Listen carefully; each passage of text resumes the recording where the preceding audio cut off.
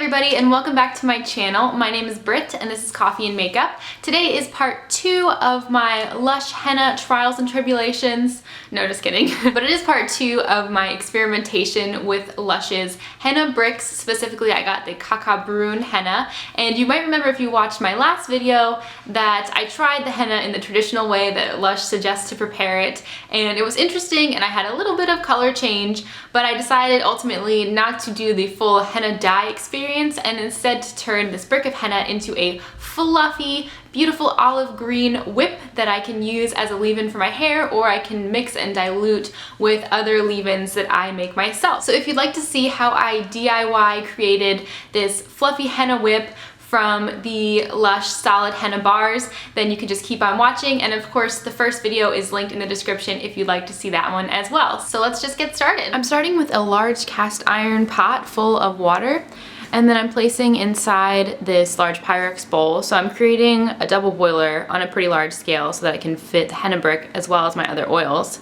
Now, as far as the other oils are concerned, I'm adding mostly liquid oils at room temperature because the henna brick contains a lot of cocoa butter, and that's a very firm oil at room temperature. So in order to make this whip, I need to add liquidy oils. So first I added coconut oil, now I'm adding grapeseed oil.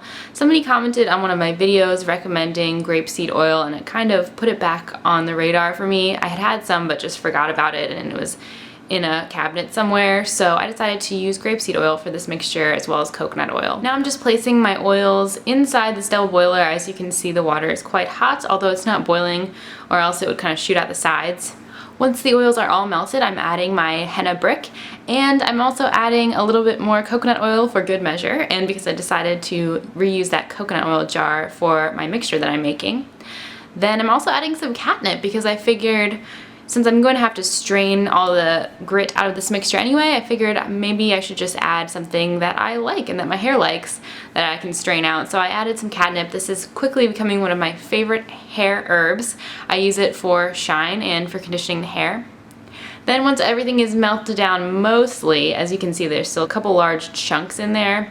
This is about as good as I could get it. So once it's to this consistency, I am going to strain it through both a kitchen strainer and then follow that with straining through a cheesecloth. I didn't show this in the video because it got a little messy. So here's the mixture after it was strained. I got most but not all of the sediment out, as the henna pieces were really small. So my ultimate product ended up being a little bit gritty, but nothing compared to the original henna mix.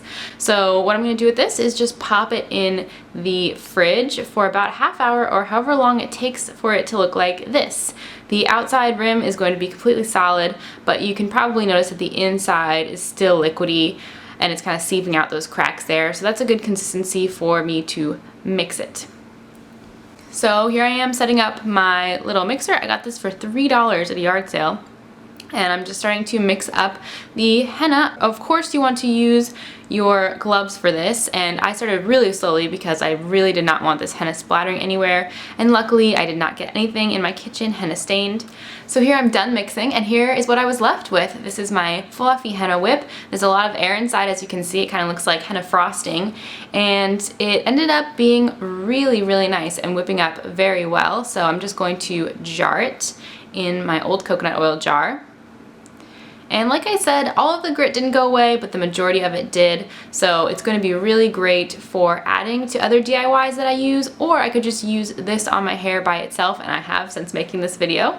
And it's a very luxurious treatment without being so gritty and messy. So that concludes my DIY. That was how I transformed the solid LUSH henna blocks into a more diluted and fluffy whipped hair conditioner made with natural oils. I hope you guys enjoyed it, and I will see you all in the next video. Bye guys!